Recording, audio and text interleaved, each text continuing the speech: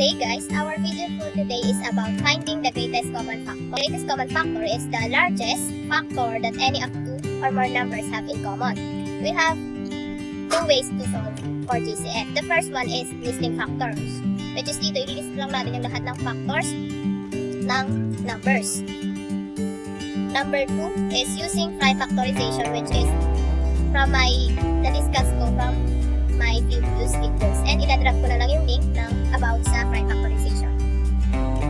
Para mas mag-gets pa natin is, here are the examples. First is the using the method of listing factors. So example nito is, example number 1 is find the GCF of 8 and 16. To find the GCF of 8 and 16 is, ililist natin yung mga factors. Ang factors ng 8 is 1, 2, 4, 8. Why naging 1, 2, 4, 8? Since yung factor ng 8 is 1 times 8 equals 8, diba? 2 times 4 is also 8. That's why there are the factors. How about naman sa 16? Sa 16 is, ang factors is 1, 2, 4, 8, and 16. Ganun din, since 1 times 16 equals 16, 2 times 8 is equals 16, and 4 times 4 is equals to 16. Hindi na natin isusulat ulit yung number. Next is, yung greatest common factor is yung largest number. Since largest number is, mag-i-start tayo dun sa huli, which is ano yung magkapares dito. Magkakapares yung 1, 2, 4, 8, but yung largest is yung number 8. Therefore, yung GCF is 8. Since ito muna ito ang pinaka-largest. Okay, another example. Number 2. Example number 2 is find the GCF of 66 and 110.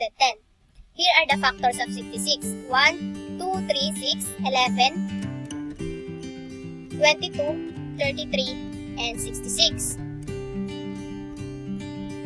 How about naman yung mga factors ng 100?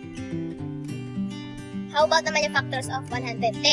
Which is 1, 2, 5, 10, 11, 22, 55, and 110. Then hanapin natin yung pinaka-largest, which is na-common sila, which is yung 22. Therefore, ang sagot is 22 yung GCF.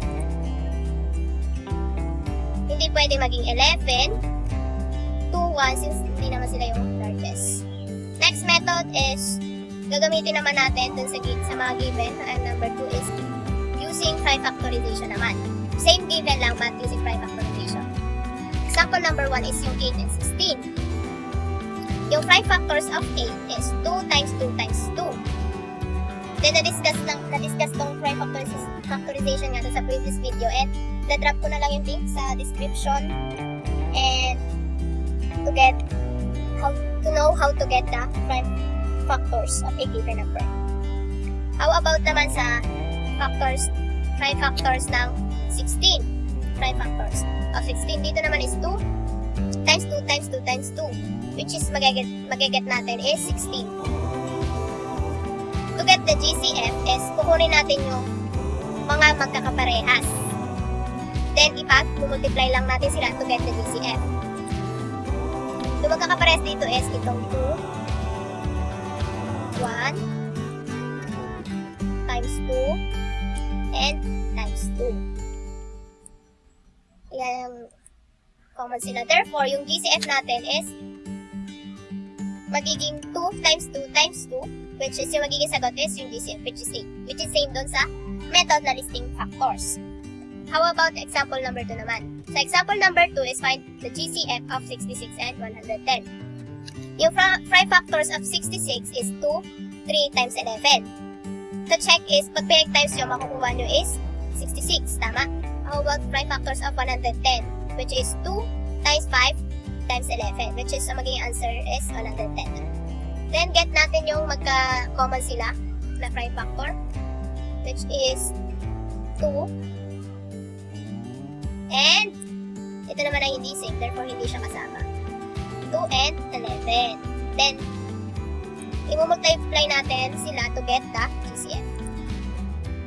Therefore, ang magiging answer is 2 times 11 is equals to 20F, which is katulad ng by listing factors. Therefore is same, magkaiba silang method pero same lang yung magiget nating GCF. Kung saan kayo mas nadadalian is okay lang. And thank you for watching, and I hope is may natutunan kayo for today's video.